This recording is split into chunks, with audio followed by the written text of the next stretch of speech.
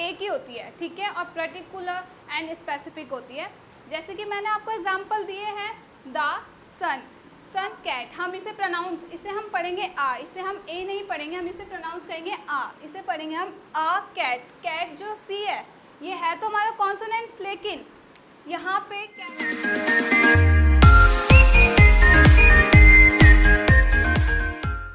Hello student, I am Mohini from elite study point and आज से मैं आपको प्राइमरी क्लासेस देने वाली हूँ। एंड इसमें आज का टॉपिक है हमारा इंग्लिश ग्रामर से। मैं इंग्लिश ग्रामर से स्टार्टिंग करने वाली हूँ और इंग्लिश ग्रामर का हमारा फर्स्ट टॉपिक है आर्टिकल। एंड आर्टिकल में मैं जो आपको सिखाने वाली हूँ आप वो ध्यान से सीखेंगे एंड पढ़ेंगे। आई होप आपको अच्छा लगेगा। आज मैं आपको आर्टिकल सिखाने वाली हूँ। जैसे कि आप जानते हैं आर्टिकल्स हमारे 3 टाइप्स के होते हैं, ए, एन, द। ए का यूज़ आप सबको जैसे पता ही है, कॉन्सोनेंट्स जहाँ वर्ड्स आते हैं वहाँ हम ए का यूज़ करते हैं और सारे कॉन्सोनेंट्स ये है। हमारे अल्फ़ाबेट्स 26 होते हैं जिसमें से सिर्फ 5 हमारे वॉवल्स होते हैं, A, E, I, N, O, U. And consonants हमारे ये सब होते हैं जहाँ हमारे वर्ड की स्टार्टिंग इन वर्ड से होगी वहाँ हम ए का यूज़ करेंगे। एंड जहाँ हमारी इन वर्ड की स्टार्टिंग इन साउंड से होंगी जिन्हें हम वॉवल साउंड कहते हैं वहाँ हम एन का यूज़ करते हैं। नॉर्मली ये बात सभी लोग जानते हैं, लेकिन मैं आपको आज ऐसी एक ट्रिक सिखाने वाली हूँ जहाँ पे आप इस चीज़ को लेके कंफर्म रहेंगे कि कहाँ हम ए का यूज़ करेंगे एंड कहाँ हम एन का यूज़ करेंगे। तो आइए मैं आपको ये बताती हूँ कि जहाँ हमारे स्वर, आपको जिसकी पता ही है स्वर किसे कहते हैं, जो आ से लेके अंगा तक आते हैं।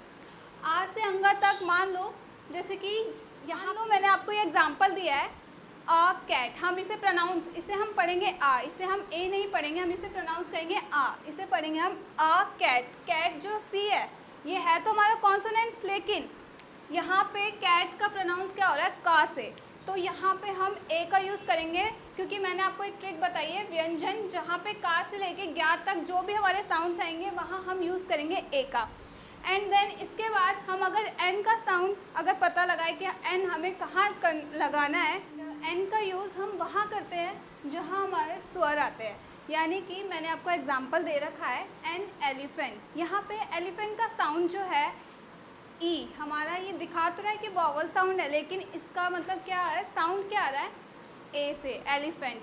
तो यहाँ पे हमने एन का यूज़ किया है। एंड सेकेंड देखिए आप एन ओशन, यहाँ पे भी वॉवल साउंड तो है, इतना तो हम सबको पता ही है कि जहाँ पे वॉवल साउंड यूज़ होगा वहाँ पे हम एन का यूज़ करेंगे, ये नॉर्मल सी बात है। मैंने आपको अपनी ट्रिक बताई है कि हम साउंड्स के ऊपर डिपेंड करते हैं अपने vowel sound and consonant sound. अगर हम ऐसे अपनी ट्रिक अपनाएंगे तो 100% हमारा ये रिज़ल्ट रहेगा कि हम सही जगह ए एंड एन का यूज़ करेंगे।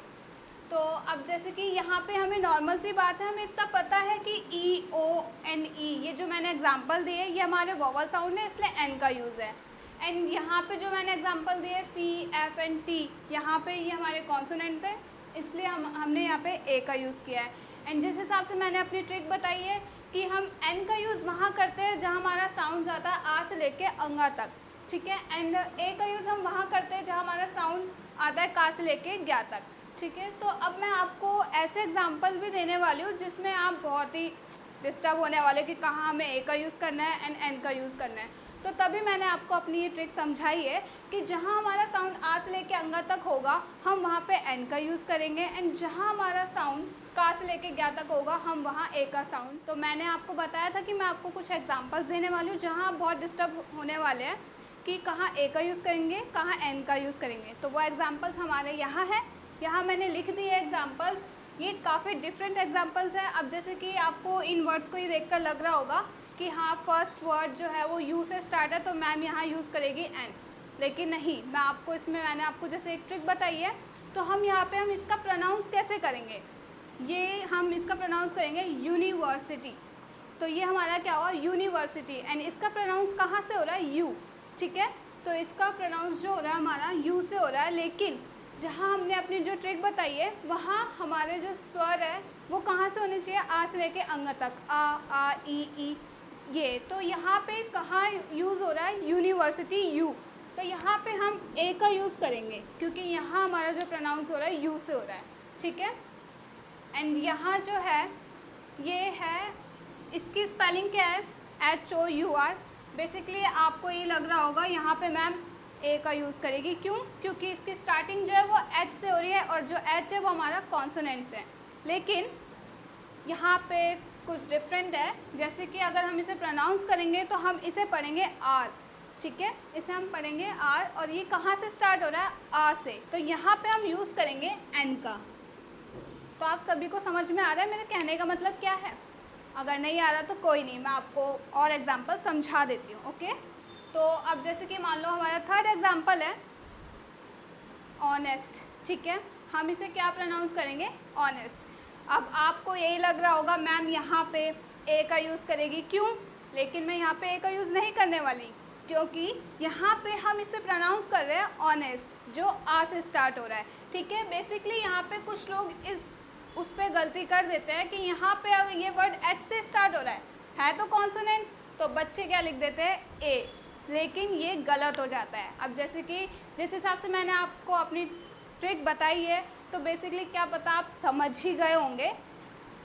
यहाँ पे ऑनेस्ट है, ये आ से स्टार्ट हो, तो यहाँ पे हम लिखेंगे एन ऑनेस्ट, ठीक है। यहाँ पे हम इस चीज़ का ध्यान नहीं दे रहे कि कहाँ स्टार्ट हो रहा है, हम इस वर्ड को प्रोनाउंस कैसे कर रहे हैं, हम इस चीज़ पे इसे ध्यान दे रहे हैं। तो ये ऑनेस्ट, एन ऑनेस्ट। अब यहाँ पे देख लीजिए, अब आप कहेंगे ये यू से स्टार्ट हो रहा है, वॉवल साउंड है, तो यहाँ पे हम एन का यूज़ करेंगे। लेकिन नहीं, अगर हम इसे प्रोनाउंस करते हैं तो किसका यूज़ हो रहा है? प्रोनाउंस में क्या वर्ड आ रहा है? यूनिक, यानी कि यू। तो ये हमारे स्वर में तो है ही नहीं, स्वर तो आ से लेके अंग तक होता है, ठीक है। तो यहाँ पे हमारा आएगा आ यूनिक। तो आप समझ गए, मैं जो आपको समझाना चाह रही हूँ वो आप समझ गए होंगे। एंड ये जो दो एग्जांपल्स हैं, एंड दो एग्जांपल्स मैंने आपके लिए छोड़ दिए हैं, फोर्थ तो मैंने करा ही दिया है आपको। तो आई होप आप समझ गए होंगे जैसे मैं आपको समझाना चाह रही हूँ, ठीक है। एंड ये दो आपके लिए छोड़ दिए हैं मैंने, तो आप ही मुझे सॉल्व करके मुझे डीएम कर सकते हैं, कमेंट में बता सकते हैं कि क्या आएगा। एंड वीडियो के एंड में तो मैं आपको वैसे ही वर्कशीट देने वाली हूँ, तो आप उनके आंसर्स मुझे कमेंट बॉक्स में या डीएम करके बता सकते हैं, ठीक है। एंड अब हमारा टॉपिक आता है दा। हम दा का यूज़ कहाँ करते हैं? जैसे कि आप सबको नॉर्मली ये पता है कि दा हम वहाँ यूज़ करते हैं जो चीज़ पर्टिकुलर होती है, स्पेसिफिक होती है, ठीक है। तो और लेकिन वो किसी एक चीज़ के बारे में, यानी कि पूरे यूनिवर्स में सिर्फ एक ही होती है, ठीक है, और पर्टिकुलर एंड स्पेसिफिक होती है। जैसे कि मैंने आपको एग्जांपल दिए हैं, द सन, सन जो है वो एक ही है, ठीक है, और स्पेसिफिक है, पर्टिकुलर थिंग भी है। सेकेंड एग्जांपल है हमारा द गंगा रिवर, ठीक है, जो गंगा है वो रिवर है, नदी तो है लेकिन स्पेसिफिक है, एक ही है।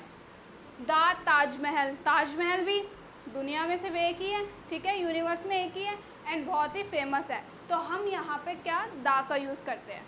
तो ये आपकी वर्कशीट है, आप मुझे ये वर्कशीट के आंसर्स कमेंट में बता सकते हैं। एंड अदरवाइज़ आप डिस्क्रिप्शन में जाके हमारा इंस्टाग्राम का लिंक है, आप आंसर्स उस पर भी शेयर कर सकते हैं। एंड अगर आपको कहीं पर मेरी वीडियो का कोई वीक पॉइंट या अगर कोई सजेशन मुझे देना हो तो आप मुझे कमेंट में बता सकते हैं। Thank you.